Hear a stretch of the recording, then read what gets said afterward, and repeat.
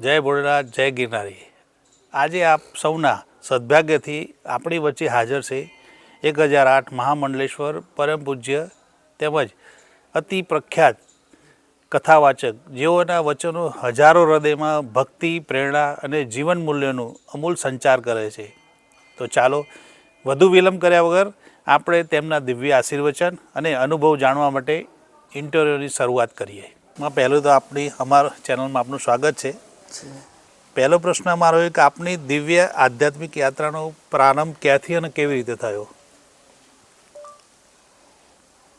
સૌપ્રથમ તો આપને અને આપના દર્શકોને બધાને ખૂબ ખૂબ ધન્યવાદ આપની જિજ્ઞાસા માટે। જ્યાં સુધી મને યાદ છે કે લગભગ 8 વર્ષની ઉંમરથી એ ભાવ તો હતો જ મારામાં કે સાધના કરવી, એકાંતમાં રહેવું, ખૂબ તપસ્યા કરવી અને ભગવાન શિવને સાક્ષાત નિરખવા, એ જે ભાવ હતો એ કદાચ એમ કહી શકાય કે પૂર્વનો હતો કે શિવ પ્રાપ્તિ માટે મારી એટલી બધી તીવ્રતા હતી કે એટલું કદાચ હું ભણવામાં કે કોઈ વસ્તુમાં હું ધ્યાન ના આપી શકી જેટલું આપવું જોઈએ। છૂટીના ટાઈમે થોડી અડધો કલાકની છૂટી પડે એમાં બધા બહાર નીકળી જાય, પણ એ સમયે પણ હું બહાર નથી નીકળતી। એક લગન હતી એક પ્રકારની। પણ જ્યારે ગુરુ મહારાજની મને પ્રાપ્તિ થઈ, મારા સદગુરુ કેશવાનંદજી મહારાજ, એ જ્યારે મને મળ્યા તો એમના દર્શન કરતા અને એમના જીવનને નજીકથી જ્યારે મેં જોયું, જાણ્યું, એટલે મને એવું ખ્યાલ આવી ગયો કે જો આ શિવ નહીં તો કયા શિવ?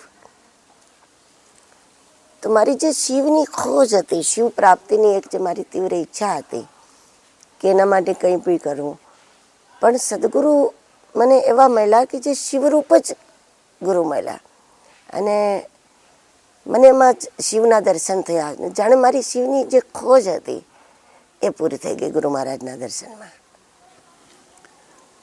આપના ગુરુશ્રીનો આપના જીવન પર કેવો પ્રભાવ રહ્યો અને કયું માર્ગદર્શન આપને જીવનભર યાદ રહે જે રહ્યું? હા, ગુરુ મહારાજના ને મારા વચ્ચે કોઈ ચર્ચા નહોતી, એ અવધૂત હતા।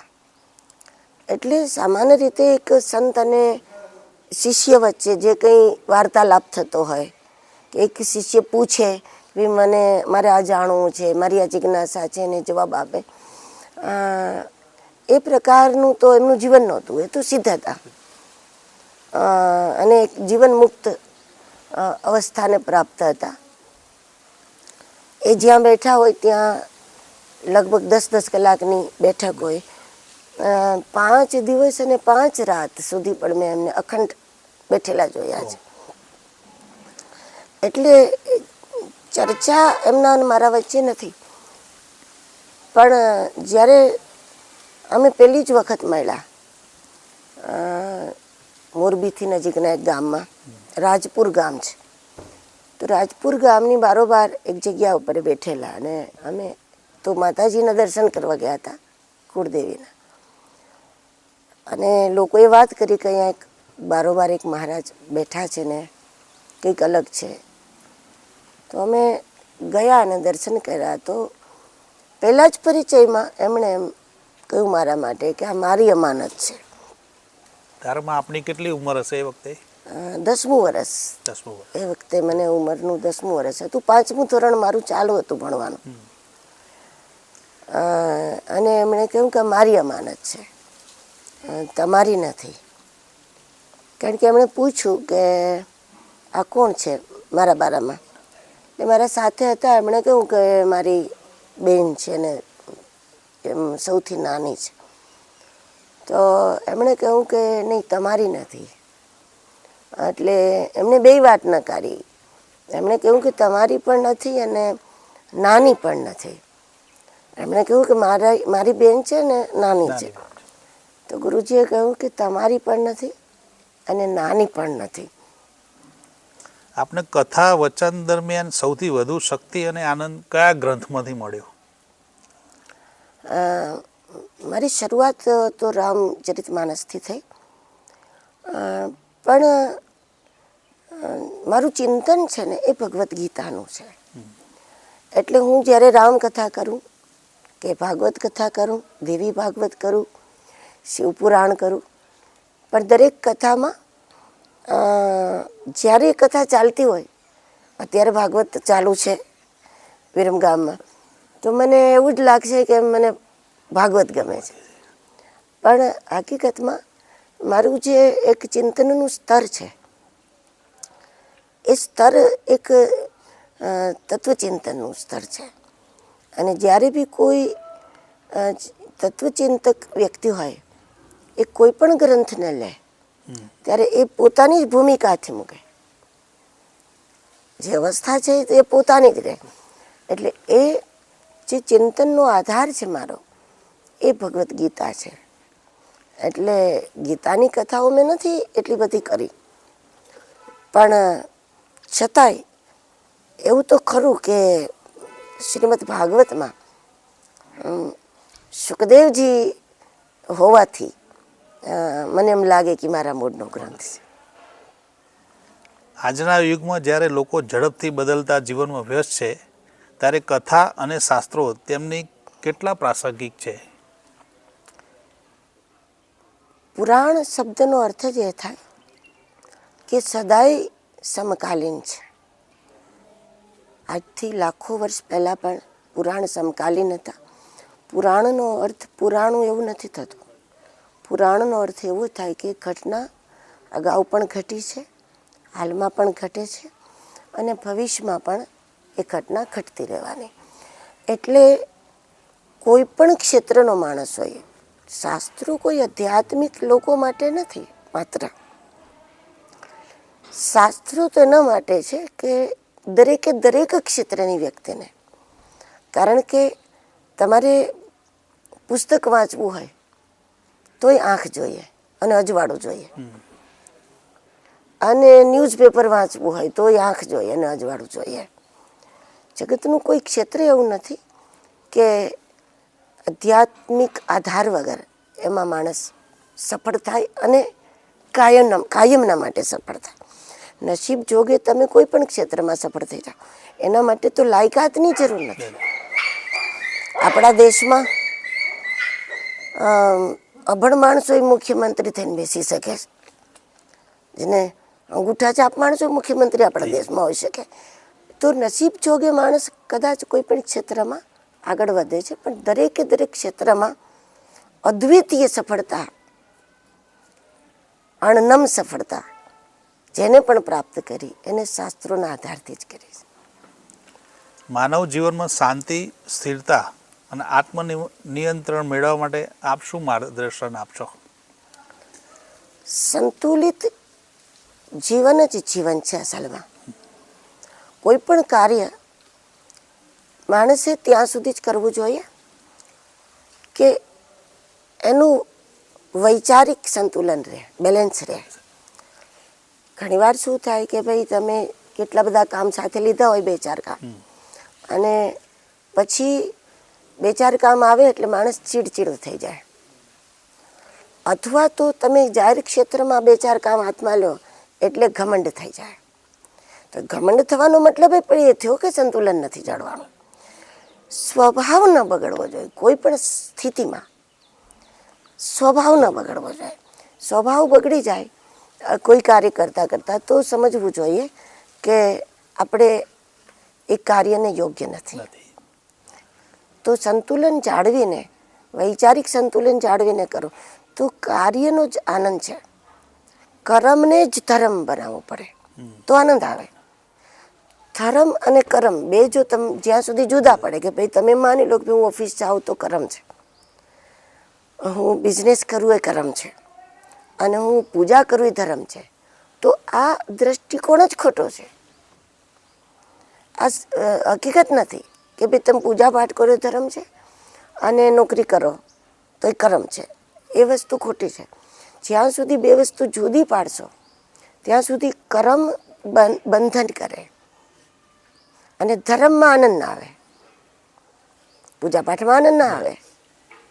એટલે જે કર્મ છે એને જ ઈશ્વર આજ્ઞા સમજીને કરવું જોઈએ તો ધર્મ બની જાય. આજના લોકોમાં વધી રહેલા તણાવ, ચિંતા વિશે ધર્મ અને આધ્યાત્મિકતાની દ્રષ્ટિએ આપ શું કહેશો? એક જ વસ્તુ છે કે તણાવનું કારણ જ એ છે કે માણસ પોતાના આત્મા તરફ ગયા વગર જ્યારે બહારના કામ કરે એટલે એ કામ તણાવ આપે.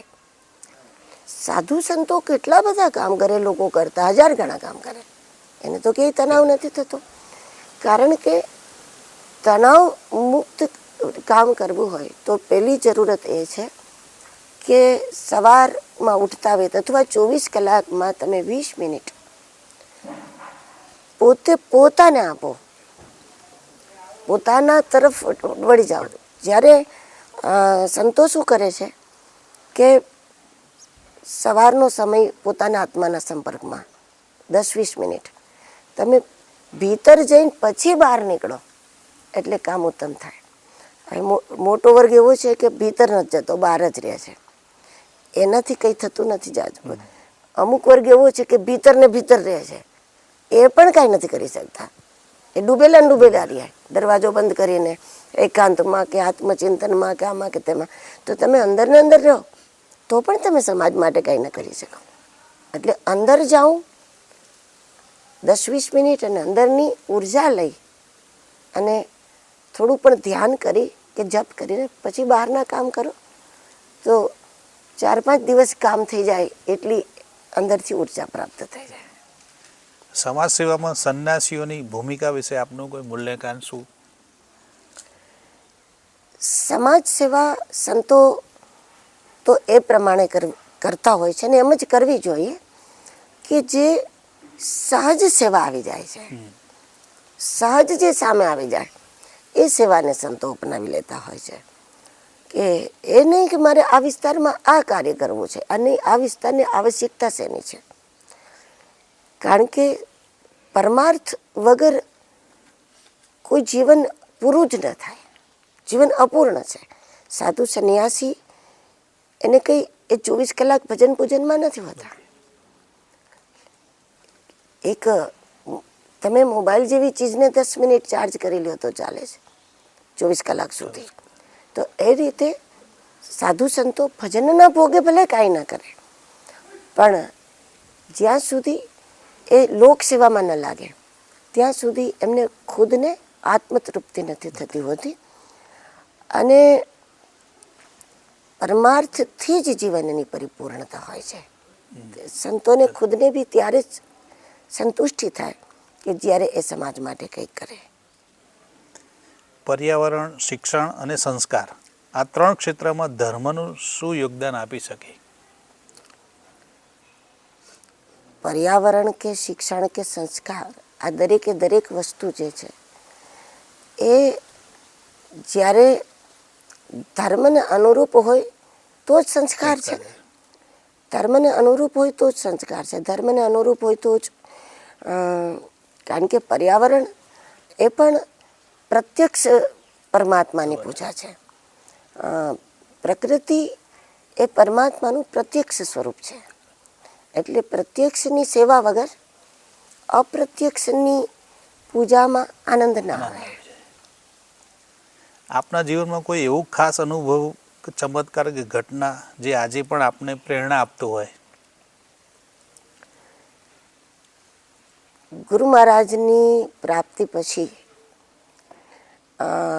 મને જે કંઈ ઉપલબ્ધિ છે મને નથી લાગતું કે મારે કોઈ ચમત્કાર શોધવો પડે ક્યાંય. કારણ કે મોટી વાત તો એ છે કે હું ખુદ માત્ર 6ઠા ધોરણ સુધી સ્કૂલ જઈ શકી છું. પછી એલસી રહ્યું છે મારું સ્કૂલમાં લેવા જવાના અભાવે. પણ હું 6 ધોરણ સુધી સ્કૂલ જઈ શકી છું અને આજે ગુજરાતી હિન્દી કે સંગીત મેં કોઈ ક્લાસ નથી જોયો સંગીતનો, પણ એ જોયા વગર બી મને હાર્મોનિયમ વગાડવામાં, તબલા વગાડવામાં, સિતાર વગાડવામાં કે ફ્લૂટ વગાડવામાં મને સેમાંય મૂંઝવણ નથી થતી.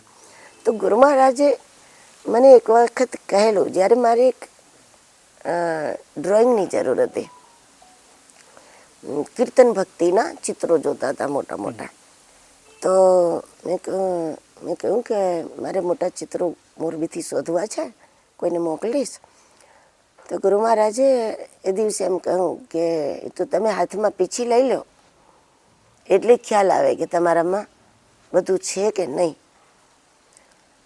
તો જે સમયે જે કામને હાથમાં લઈએ ને ત્યારે એ કામની શક્તિઓ જાગશે. તો ત્યાર પછી મેં લગભગ 10-10, 15-15 ફૂટના ચિત્રો બનાવ્યા. તો મને ના લાગ્યું કે આ કામ હું પહેલી વખત કરું છું, મારા માટે કંઈ નવું છે. મને કોઈ હાર્મોનિયમ વગાડતા નથી શીખવાડ્યું, મને કોઈ તબલા વગાડતા નથી શીખવાડ્યા, મને કોઈ રાગ નથી બતાવ્યા. ઠીક છે, સંગીત તો ચાલો એક સાંભળવાનો શોખ હોય તો બી માણસ શીખી જાય. આજુબાજુમાં સાજ હોય, અમારા આશ્રમમાં ગુરુજીને પસંદ એટલે સાજ ને બધું રહેતું, એટલે એક રમકડા જેમ કહું તો મારા માટે આ હતા તબલા પેટી. તો ઠીક છે, એ વસ્તુ બને. પણ કથા ક્ષેત્ર મારા માટે એવું છે કે નથી અમારી ગુરુ પરંપરામાં કોઈ કથા કરી, નથી અમારા પૂર્વાશ્રમમાં પરંપરામાં કોઈ કથાકાર હોય, કે નથી કોઈ કથાઓમાં જઈને મેં કોઈ શીખવાનો પ્રયત્ન કર્યો કે હું 10 મિનિટ બોલીને જોઉં, કે નહીં તો લગભગ કોઈની કથામાં 10-10 મિનિટ બોલીને પણ માણસ શીખે કે ભાઈ કઈ રીતે. મને ફેબ્રુઆરીમાં ગુરુ મહારાજે આજ્ઞા કરી. મારો એક જ વિષય હતો કે રોજ 30-40 સંતો માટે દાળ રોટી બનાવવાની. ચૂલા ઉપર સ્મશાનમાં અમે રહેતા હતા અને સંતો પધારે ખૂબ, એટલે અમે દાળ રોટી બનાવીએ. સંતો પણ મને મદદ કરે, આટલો બધા જાજુ લોટ બાંધવાનો હોય તો, કારણ કે મારી ઉંમર નાની, તો સંતો મદદ કરે મને. એ રીતે અમે દાળ રોટી બનાવતા હતા. મેં કોઈ દી કલ્પના નથી કરી કે હું કથા કરીશ, અથવા મને એવો અંદરથી ભાવ પણ નહીં, કોઈ શોખ જાહેર જીવનનો ક્યારેય નહીં. કોઈ દી કોઈ કથાઓમાં આમ બેઠા હોય ને સાંભળી હોય કે વાતાવરણ જોયું હોય એવું પણ નહીં. સ્ટેજના કોઈ અનુભવ વગર, સ્ટેજના મહાવરા વગર એમણે ફેબ્રુઆરીમાં મને આજ્ઞા કરી કે, એટલે ત્યારે મહા મહિનો ચાલતો હતો, એટલે એમણે કહ્યું કે ચૈત્રમાં એક કામ કરવાનું છે તો તમે કરશો. પછી ફાગણ ને ચૈત્ર, એટલે એમ કરશો એમ પૂછ્યું. કરવાનું જ હોય ને. તો મને એમ કે કંઈ ભંડારો હશે કે એવું હશે કે ગિરનાર જવાનું હોય, કે ગિરનારમાં એમને ગમતું હતું ભંડારા કરવાનું, એવું કંઈ હશે. તો મેં કહ્યું, પૂછ મેં તું શું કામ. તો પછી એમણે કીધું કે જે વિચાર તમારી અંદર છે, એ દીકરી કહેતા પણ આમ તું લગભગ ના બોલતા, દીકરી આવ્યા દીકરી ગયા એમ તમે કહેતા. તો કે તમારી અંદર એક ધારા છે, વિચાર છે, અને વિચારને રામાયણ, ભાગવત, આપણા ગ્રંથો, પુરાણો એમાં ફરી અને વિચાર મૂકવાના લોકોમાં. એટલે પછી મેં પૂછ્યું, એટલે એનો મતલબ કથા કરવાની? હું તો હસતી હતી. મેં આપણે કથા કરવાની? તો કે હા. તો મેં કહ્યું કે હું રામકથા, ભાગવત કથા કરું કેવી થાય? 10 મિનિટમાં બધું પૂરું થઈ જાય. રાવણે મરી જાય ને કુંભકર્ણે મરી જાય ને આડાવડા બધા. પણ કથા તો મારો જે અનુભવ નહીં ને, એટલું બધું રુચિ પણ નહીં લોકોમાં જઈને બોલવાની. કારણ કે હું સાધનાનું માણસ છું. તો એટલે પછી એમણે પૂછ્યું મને કે એટલે કથા ના આવડે? મેં ના જ આવડે ને, આપણા આશ્રમમાં એક નાની ગીતાજી નથી મળતી, ગ્રંથથી આપણે કોઈ સંબંધ નથી. તો પછી મને કે તો બેસતા આવડે ને, વ્યાસપીઠ ઉપર જઈને બેસતા આવડે? મેં તો હા બેસતા આવડે. તો બસ બેસવાનું કામ તમે કરો, બોલવાનું કામ કોઈ બીજું કરશે. આ વિશ્વાસ ઉપર જ સીધી વ્યાસપીઠ એટલે કેટલી મોટી વાત કહેવાય. આના કેટલો સમય થયો છે? 88માં પ્રથમ કથા. અને એ વખતે તમારી ઉંમર કેટલી? અત્યારે મને 17મું વર્ષ હતું. એ વખતે કેટલી હશે જે પહેલી જ કથા જ્યારે? હા, ત્યારે 17મું વર્ષ પૂરું થવાની તૈયારીમાં, બસ એ સમયે માર્ચના એન્ડમાં. આપના દૈનિક જીવનમાં કયા સંકલ્પો અથવા નિયમો સૌથી અગત્યના છે જે રોજ? પ્રથમ તો એક મારું નિયમ એ છે કે લગભગ 3:30 આસપાસ સવારમાં જાગી જાઉં. જે બ્રહ્મ મુહૂર્ત કહેવાય. હા હા, 3:30થી એની આજુબાજુમાં. જો કે હવે તો એક જીવન થઈ ગયું એટલે આંખ ખુલી જાય. એટલે દૈનિક જીવનમાં એક સમયસર ઉઠવું, પ્લસ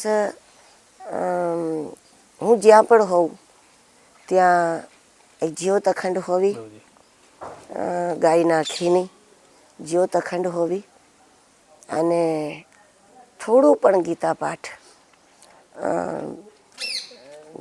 નિત્ય કરવું. કારણ કે ભગવદ્ ગીતા મને બચપણથી અમે ભણતા ત્યાંથી,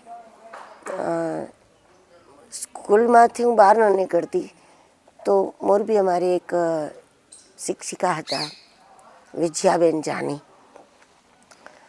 એ ગીતાના પાઠ પઠન કરાવતા. તો હું એમાં બેસતી. એટલે સૌ પ્રથમ મારા હાથમાં ભગવદ્ ગીતા આવી.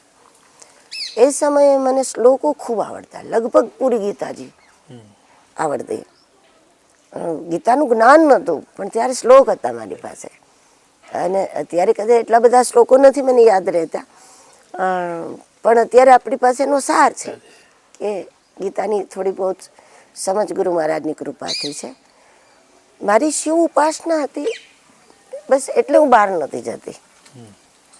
કે જે કંઈ પૈસા આપ્યા હોય સ્કૂલમાં વાપરવા માટે, તો હું એ પૈસાનું સીધા બીલીપત્ર અને ફૂલ એ લઈને શિવજીના મંદિરે જતી.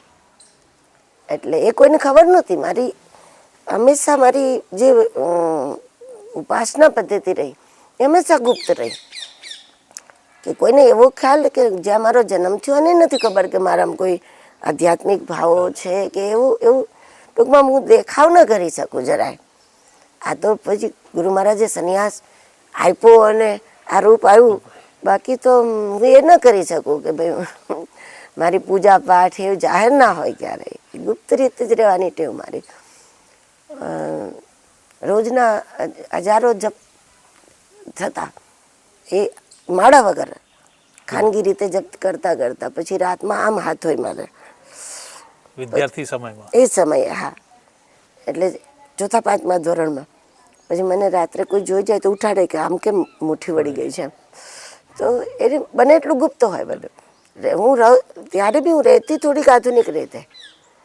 પણ આપણો અભ્યાસનું સ્થળ ને સિટી શહેર કયું હતું? મોરબી. મોરબી, પ્રોપર મોરબી. બરોબર, મોરબી.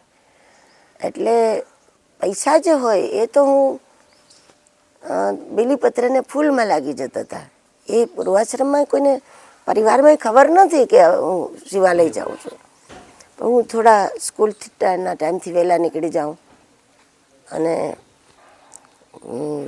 મંદિરે જાઉં. આજે પણ શિવજીને જલ ચડાવવા વગર હું જલ ના પી શકું. બીજું કાંઈ પૂજા મારી સાથે ના હોય તો ગુરુ મહારાજના ચરણ, જ્યોત અને શિવલિંગ જોઈ મારે. યુવાનોની સાચી દિશા અપાવવા માટે આપ શું સંદેશ આપવા ઈચ્છો? શક્તિનો, સમયનો અને શરીરનો, આ ત્રણેય વસ્તુનો સદુપયોગ થવો જોઈએ. સમય, શક્તિ અને શરીર એના દુરુપયોગનું નામ જ પાપ છે અને એના સદુપયોગનું જ નામ પુણ્ય છે. એટલે આ રીતે એક જો પાપ પુણ્યને લોકો પરખવા માંડી જાય તો જીવનમાં બહુ મોટો ફરક પડે. બીજી વસ્તુ, અત્યારે બહારથી જે નોલેજ લેવાની આદત છે લોકોની, તો બહારથી જે આપણે લોકો નોલેજ લે છે એ વ્યવહારમાં વણાવવાની શક્યતા ઓછી છે. બહારથી જે લઈએ છે એની અભિવ્યક્તિમાં કામ આવે, રજૂઆત કરવામાં, પણ જે સદગ્રંથોથી પ્રાપ્ત કરીએ, ભલે ગ્રંથ ન સમજાય. અત્યારના યુવાનો, બહેનો હોય કે ભાઈઓ, બધા માટે બહુ જરૂરી છે કે સમજાય કે ન સમજાય પણ એ ગ્રંથ સાથે મિત્રતા કરે.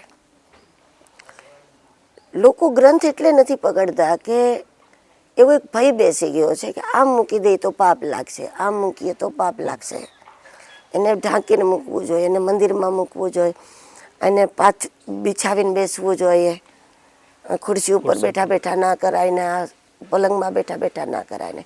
બસ આ ભ્રમ કાઢી નાખે તો એની ઉર્જા છે એ યોગ્ય માર્ગે વપરાઈ જાય.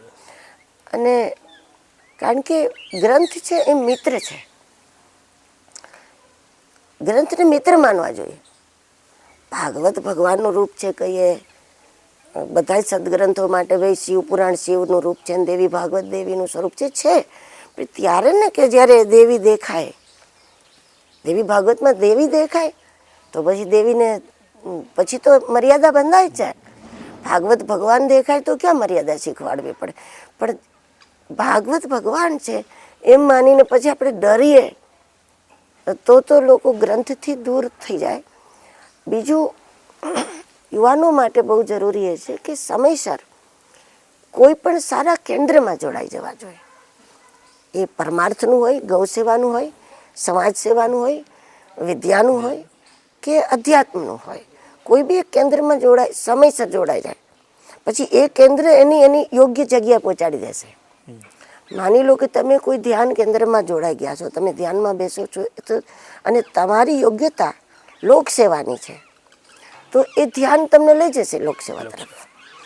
પણ ઉર્જા ભટકી ન પડે એનો એક જ ઉપાય છે કે સમયસર ક્યાંય ભટકી ગયા વગર કોઈ એક કેન્દ્રમાં લાગી જવું જોઈએ. એક કાર્યમાં, કોઈ એક કાર્યમાં જીવન આપી દેવું જોઈએ. તમે કામ ધંધો ઘર પરિવાર એ કંઈ કામ નથી, એ તમારું પ્રાલબ્ધ છે. એ તમે ના ઈચ્છો તો એ થઈ જાય, કરવું જ પડે. એ કાર્ય નથી, એ પ્રાલબ્ધ છે અને પ્રાલબ્ધ તમને ખેંચીને લઈ જાય. તીર્થમાં જાઓ તો તમને તમારા બાળકો યાદ આવે, હરિદ્વાર જાઓ તો એમ થાય કે મારા ખેતરમાં ચક્કર લગાવી લો. એ પ્રાલબ્ધ છે, એ કાર્ય નથી. તો સ્વૈચ્છિક રીતે પોતાની ઉર્જા ભટકી ન પડે એના માટે એક કેન્દ્ર ધારણ કરવું જોઈએ. અત્યારે આધુનિક ટેકનોલોજી અને આધ્યાત્મિકનો સમન્વય કેવી રીતે શક્ય છે એમ આપ માનો છો? બહુ જ સારી વાત છે આ તો, કે આ આધુનિક ટેકનોલોજીને લઈને તો આધ્યાત્મિક જીવન કેટલું સરળ પડી જાય કે આજે ગ્રંથ સાથે તમે લેતા ભૂલી ગયા હો તો તમે જ્યાં પણ જે ગ્રંથનો પાઠ કરવા ઈચ્છો એને તમે તમારા મોબાઈલથી તરત ખોલી લો. શું ખોલો છો એ મહત્વનું છે અસલમાં તો. એક આટલા મોબાઈલમાં વૈજ્ઞાનિકોએ કેટલી બધી વસ્તુઓ ભરી છે કે આપણને શીખતા શીખતા જૂનો થઈ જાય. એટલી વસ્તુ આટલાકમાં જો વૈજ્ઞાનિક ભરી શકતા હોય તો તમે કલ્પના કરો કે આ 5-6 ફૂટના શરીરની અંદર પરમાત્માએ કેટલી બધી શક્તિ ભરી હશે. તો એને પણ ખોજવી જોઈએ, એનો ઉપયોગ કરવો જોઈએ, એને તપાસ કરવી જોઈએ.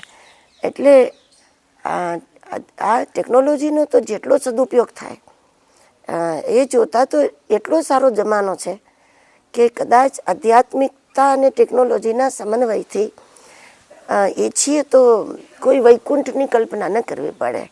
આપણે પૃથ્વીને જ વૈકુંઠ બનાવી શકીએ એમ છે, પૃથ્વીને સ્વર્ગ બનાવી શકીએ. એ આ વરદાન છે, પણ વરદાનનો સદુપયોગ કરો તો વરદાન છે, વરદાનનો દુરુપયોગ કરો તો એ શ્રાપ છે. ભસ્માસુરને વરદાન જ આપ્યું હતું શિવજીએ, પણ એને પોતાના જ માથે હાથ મૂકી દીધો તો એ ભસ્મ થઈ ગયો.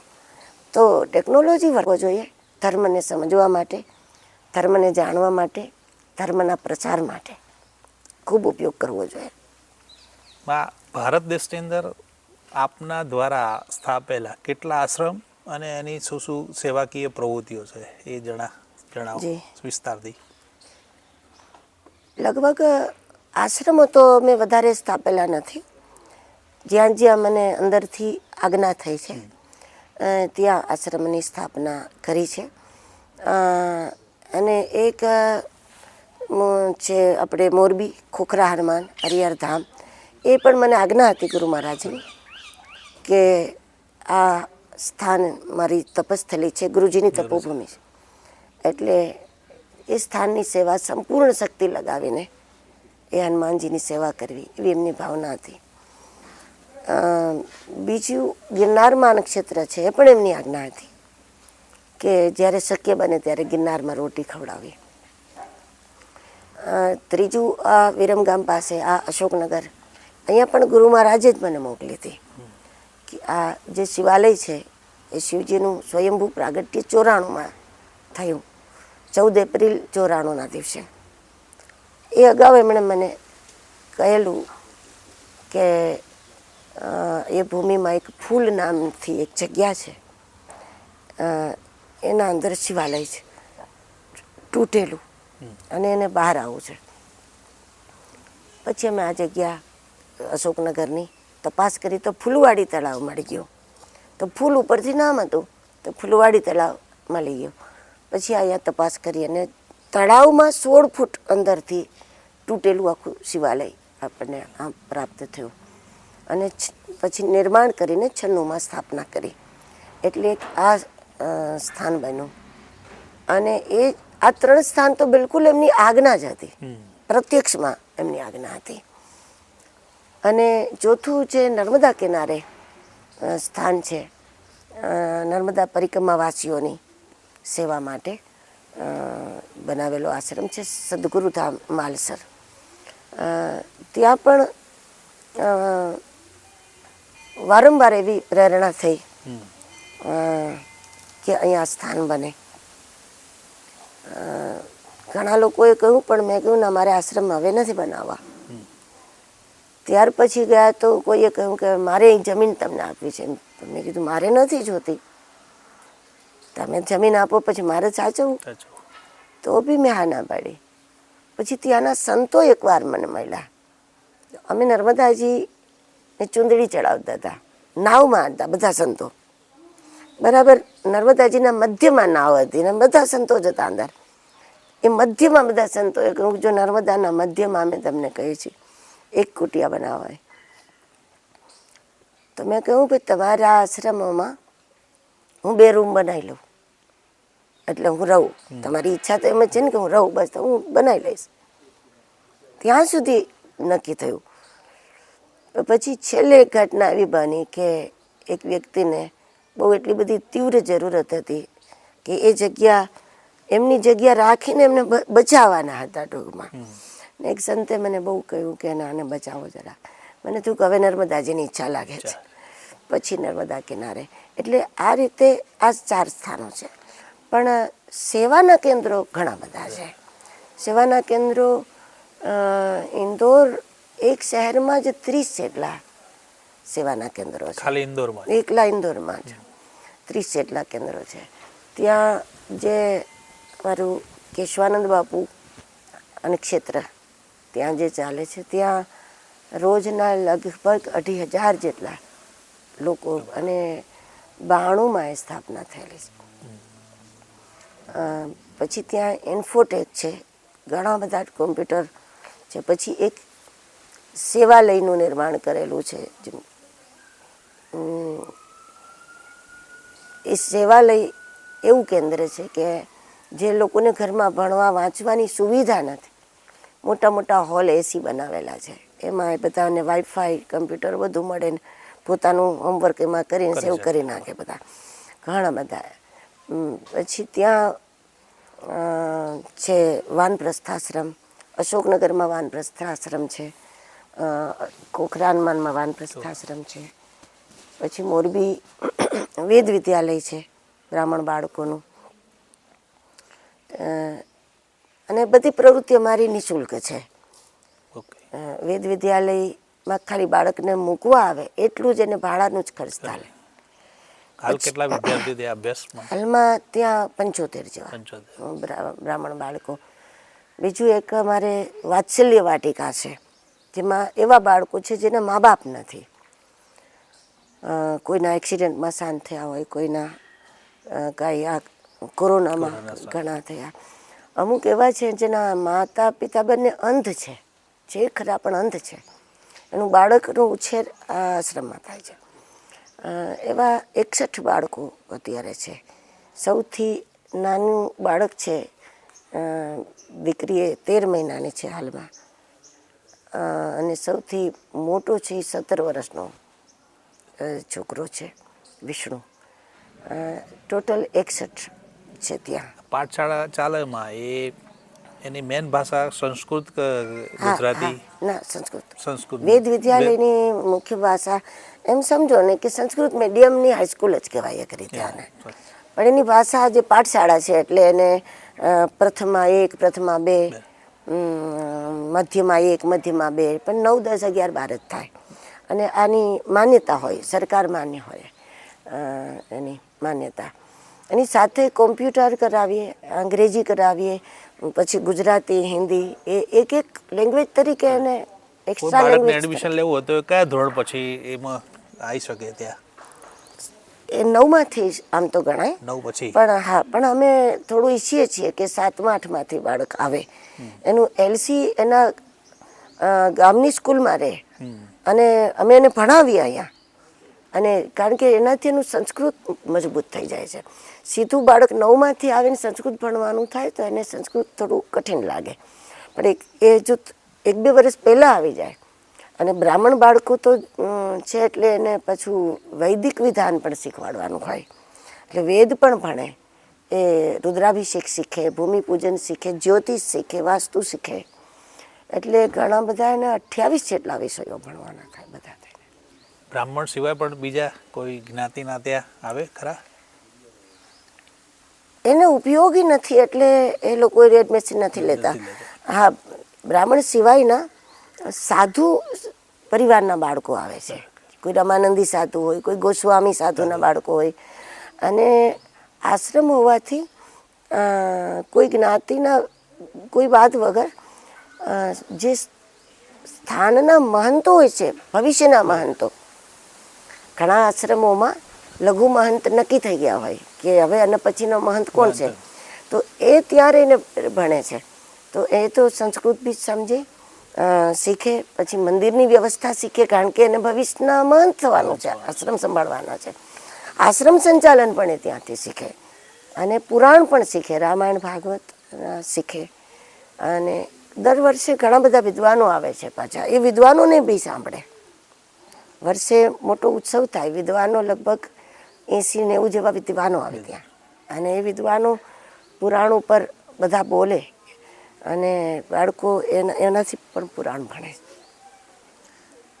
ભવિષ્ય માટે આપના આયોજન કે સંકલ્પો શું છે હવે પછી? મને હવે પછીના આયોજનમાં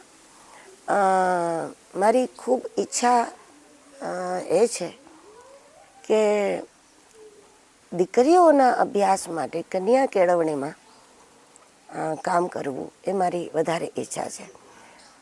એના ઘણા કારણો. એક કારણ તો એ પણ છે કે અત્યારે હવે લગભગ બધી સ્કૂલોમાં દીકરીઓ સુરક્ષિત નથી જણાતી. મા બાપને થોડી ચિંતા રહે છે જ્યાં સુધી પાછી ના આવી જાય ત્યાં સુધી. તો આપણાથી જેટલું બની શકે એટલા પ્રમાણમાં દીકરીઓના અભ્યાસ માટે કાર્ય કરવાની એક ઈચ્છા છે. બીજું એ પણ કારણ છે કે જો એક આશ્રમના વાતાવરણમાં દીકરીનો ઉછેર થયો હશે ને એનું ભણતર ત્યાં થયું હશે તો એક સારા ગ્રસ્થાશ્રમનું નિર્માણ કરી શકશો. કારણ કે ઘરને ઘર બનાવવું એ ગૃહિણીનું કામ છે, ઘરને મંદિર બનાવવું એ એમનું કામ છે. એટલે એક પારિવારિક ઢાંચો તો જ સુંદર થશે કે જો કન્યા કેળવણીની જરૂર ભાઈઓને નથી એવું નહીં, બધાને જરૂર છે, પણ એના સ્થાનો ઘણા બધા છે.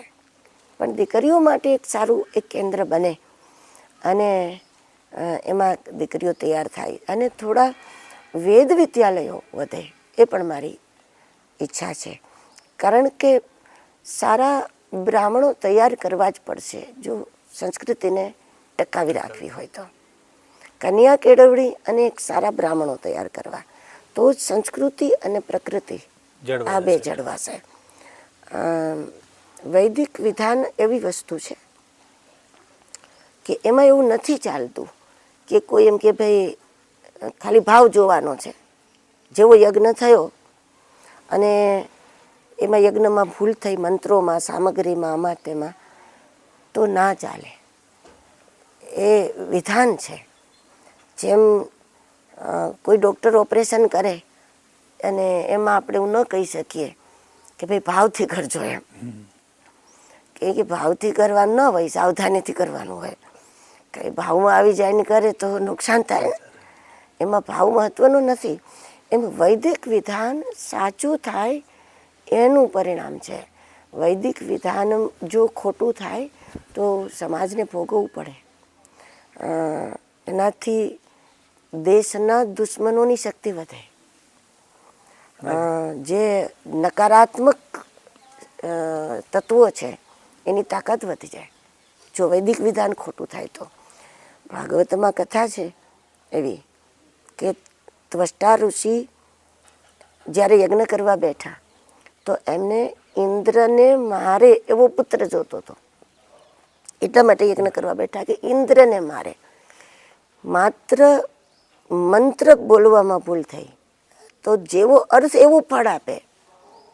વૈદિક વિધાન છે ને એ જેવો અર્થ એવું ફળ આપે. જોઈતું હોય ફળ આપે એવું ના હોય, જેવું અર્થ નીકળે એવું જ ફળ આપે.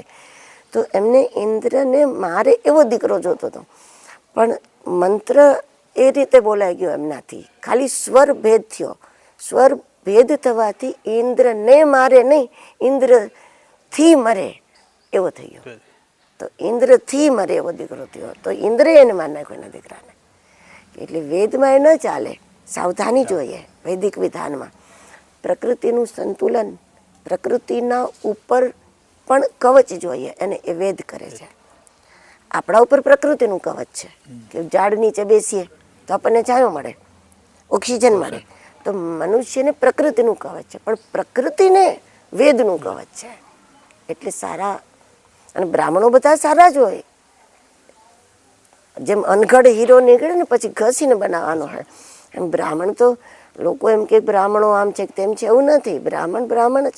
આપણે એના અંદરથી એક બીજા ઋષિને પ્રગટ કરવાનો છે. સમાજનું દાયિત્વ છે એના માટે.